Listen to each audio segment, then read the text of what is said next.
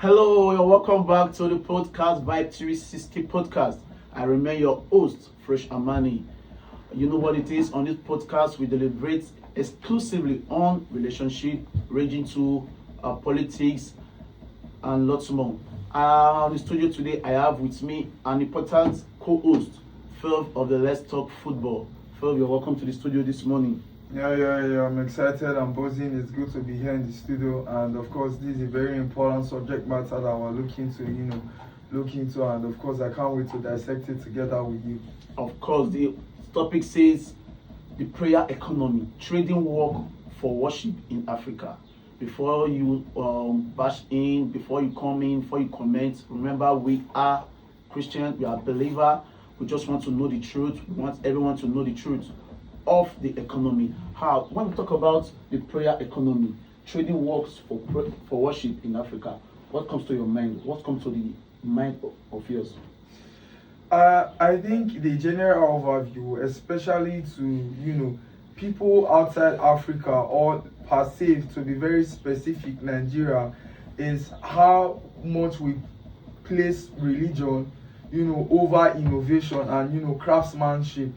Especially when you see that the world is run by technology and there's a lot of innovation, that happens, and for Africans, especially Nigerian, the general overview that we give to people is how much we place emphasis on religion, going to church, prayer, instead of focusing an equal amount of energy into innovation, craftsmanship, technology, into our industries, and trying to create stuff that can be able to help our economy and to see that our economy thrive.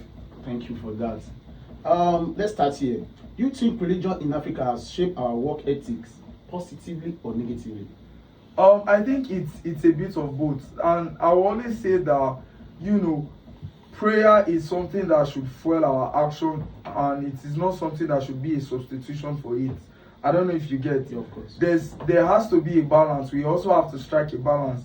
Let us understand that first we are believers, and there is a certain responsibility that we have as believers for us to be able to honor our faith, for us to be able to cling to the demands and of our faith and what is expected of us to do, actions of our faith, you understand? Yeah. But alongside, we have to create a balance, like I said, in terms of working. When you pray, you don't just pray and you just sit and hope for the best. It doesn't work that way. There are principles to life, and one of the major principles that works in life is putting into action what you've prayed about. As a believer, when you pray in your closet, the next sort of responsibility or thing that is expected of you is to work, put what you have prayed about into action, and then results will come out. Thank you for that. Thank you for the ideal comment on it.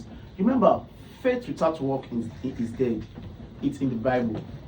So without faith, work is dead, right? Yeah. So it means we should balance faith and work with action. Is that what you mean? Yes. Okay. Thank you for that. So another question is it a bit both? Faith is powerful, but faith without work is dead.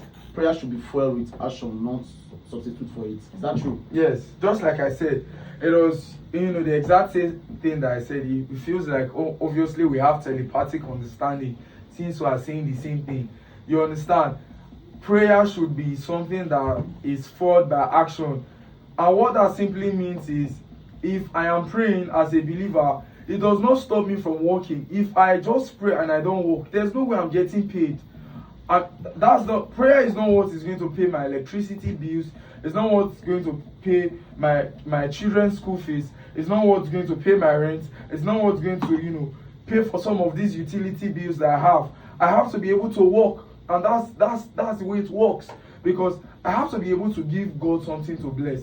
If I'm working, it is an avenue. It is a resource for God to be able to bless and say, okay, my son has prayed and he's actually putting what he has prayed into action. Is working, and I have to bless and I have to multiply, and that's it. But a lot of people in the African setting do not understand this.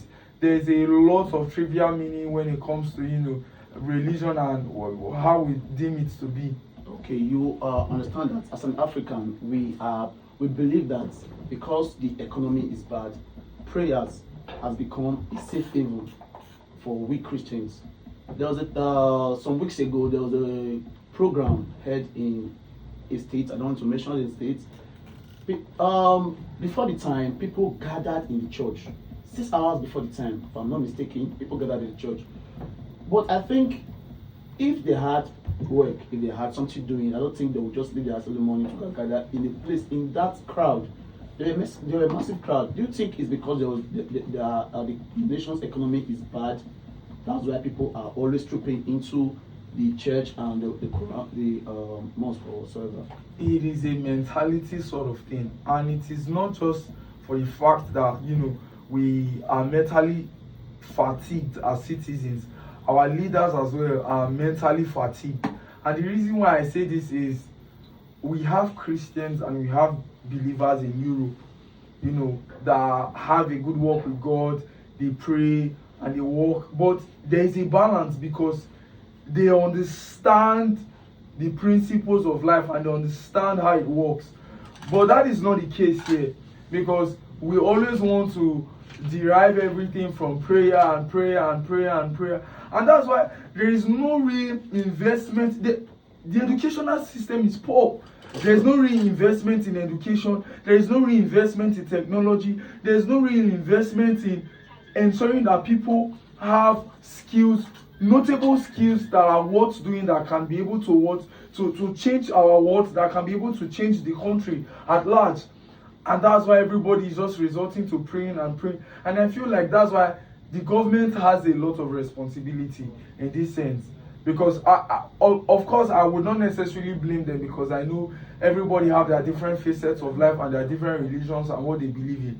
But I feel like if the government are implementing good measures down for the citizens to follow, if they are creating jobs, if they are creating opportunities, if they are issuing out skill acquisition programs to be able to ensure that our teenagers, our youths are involved, some of all these things that we're praying about, we necessarily will not be praying about.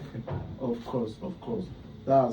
I am Freshamani, and my co-host is Fav. Thank you for coming. Yeah, my pleasure.